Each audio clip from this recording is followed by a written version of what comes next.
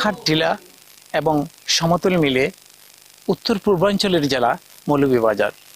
ভিন্ন ভিন্ন জাতিগোষ্ঠীর আবাসস্থল হিসাবে এই জেলা সুপরিচিত। জাতিগোষ্ঠীগুলো দেশের অর্থনৈতিক ও সামাজিক উন্নয়নে ব্যাপকভাবে অবদান রেখে চলেছে। বিভিন্ন জাতিগোষ্ঠীর অধিকার, সমৃদ্ধ ঐতিহ্য এবং সংস্কৃতিকে সুরক্ষার লক্ষ্যে প্রতি বছর 9 আগস্ট পালন করা হয় বিশ্ব আদিবাসী দিবস। মণিপুরী, খাসিয়া, গারো, ভূমিজ, ত্রিপুরা, মুন্ডা ও সাঁওতাল সহ 50টি ক্ষুদ্র নৃতাত্ত্বিক জাতিগোষ্ঠীর বসবাস মৌলভীবাজারে। যুগের পর যুগ ধরে তারা তাদের নিজস্ব ভাষা, সংস্কৃতি ও ধর্মীয় ঐতিহ্যকে ধারণ করে চলে আসছে। এসব ক্ষুদ্র জাতিগোষ্ঠীর অনেকেই 1971 সালে পাকিস্তানি হানাদার বাহিনীর সাথে যুদ্ধ করে দেশের স্বাধীনতা সংগ্রামে অবদান রেখেছেন। আমি তো আদিবাসী বলে যাই না, এই যে বাঙালি হিসেবে, বাংলাদেশের একজন সন্তান হিসেবে অর্জনে গেছি।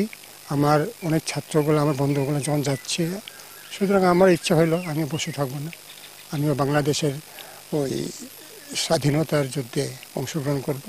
তখন আমি নাম দিয়ে মুক্তিযুদ্ধে চলে গেলাম আর কি। বাংলাদেশের নাগরিক হিসেবে আমরা সমান অধিকার পাইতে চাই সবার কাছ থেকে, বাংলাদেশের নাগরিক হিসেবে।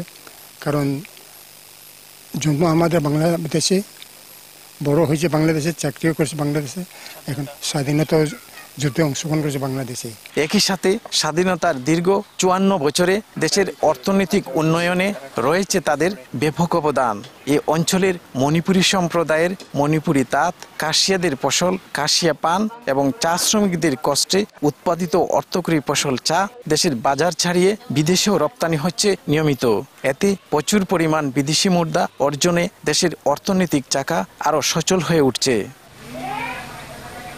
তবে এদেশের মাটিতে বংশানুক্রমে যুগের পর যুগ ধরে বসবাস করেও এই ক্ষুদ্র জাতিগোষ্ঠী আজও পায়নি বসবাসের জন্য নিজস্ব বসতভিটা ও ভূমির অধিকার। এসব ক্ষুদ্র জাতিগোষ্ঠী এখনো অন্যের লিজ নেওয়া পাহাড়ি জমিতে বসবাস করতে বাধ্য হচ্ছে। চাষাবাদেও অন্যের জমির উপর নির্ভরশীল হতে হচ্ছে। নিজ দেশে থেকেও যেন পরবাসী জীবন। শুধু তাই না, প্রতি মুহূর্তে উচ্ছেদ আতঙ্কে কাটছে তাদের দিন। ভূমি জটিলতায় পড়ে প্রতিদিন মামলা মোকদ্দমায় নিঃস্ব হয়ে পড়ছেন অনেকে। আমার মতো অনেকে গেজেটভুক্ত আছে, ধরেন প্রায় 51টি মতো আমরা বাংলাদেশের গেজেটভুক্ত আদিবাসীরা আছে, যা সরকার ক্ষুদ্র নিগোষ্ঠী বলে আখ্যায়িত করা হয়।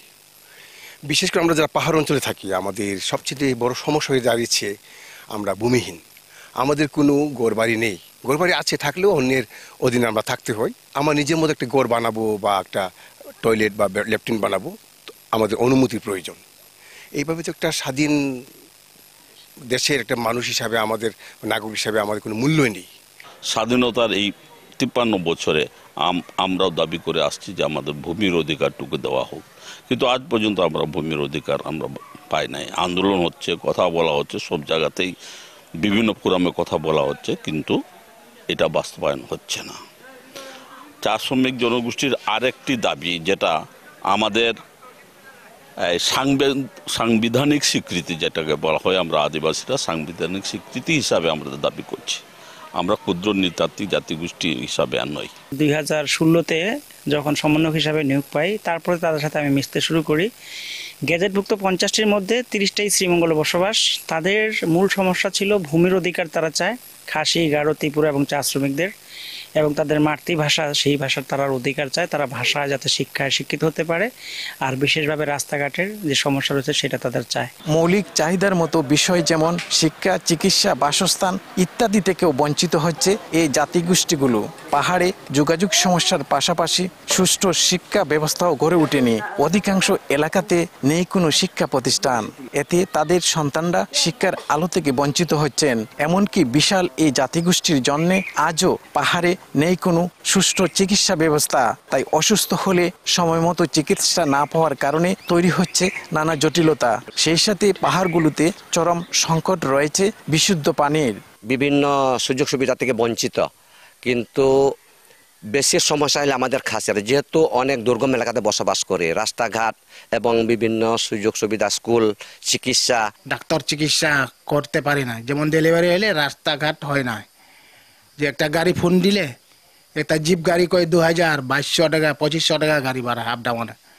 কিন্তু আমরা তো হচ্ছে গরিব। পাহাড়ে থাকি, সমতলে থাকি না, পানি বিষাক্ত পানি পাওয়া যায় না এখানে। স্কুল কলেজের দরকার আছে অনেকই, মানে শিক্ষকেরও দরকার আছে। এখানে শিক্ষক বলতে শিক্ষিকা যারা পড়াশোনা করে তারাও বেশি জন নাই, তো বাচ্চাগুলো এখন পড়াশোনা করতে পারছে না। তবে এই ক্ষুদ্র জাতিগোষ্ঠী নিজ উদ্যোগে শিশুদের শিক্ষা সহ অনেক মৌলিক চাহিদা পূরণের আপ্রাণ চেষ্টা করছেন। তবে তা সে তুলনায় খুবই অপ্রতুল। তাদের নিজস্ব কৃষ্টি সংস্কৃতি সংরক্ষণ ও বিকাশে নেই কোনো প্রয়োজনীয় উদ্যোগ। অনেক জাতিগোষ্ঠী নিজ উদ্যোগেই তাদের ভাষা ও সংস্কৃতি টিকিয়ে রাখতে চেষ্টা করছে। বিশেষ করে উৎসব পার্বণকে ঘিরে নৃগোষ্ঠীর মানুষেরা প্রতি বছরই নানা আয়োজনে মেতে উঠেন। মণিপুরীরা রাসনৃত্য, গারোরা ওয়ানগালা আর খাসিয়ারা কাশি স্যাং কুট স্ল্যাম সহ নানা আয়োজন পালন করেন।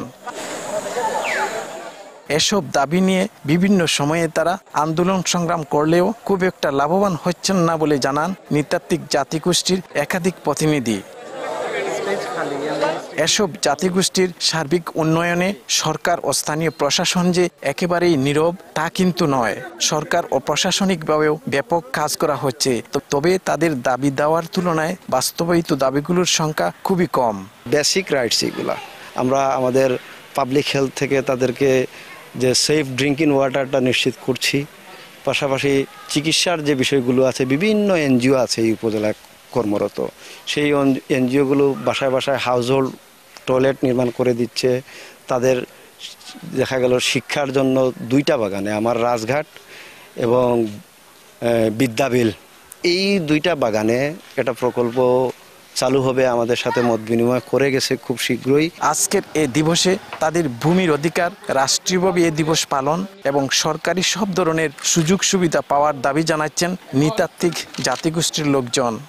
এক পরিসংখ্যানে জানা যায় মৌলভীবাজারের 7 উপজেলার প্রতিটি পাহাড় আর সমতল ভূমিতে প্রায় 5 লক্ষাধিক নৃতাত্ত্বিক জনগোষ্ঠীর বসবাস। শাহ ওলিদুর রহমান, সময় সংবাদ, কমলগঞ্জ, মৌলভীবাজার।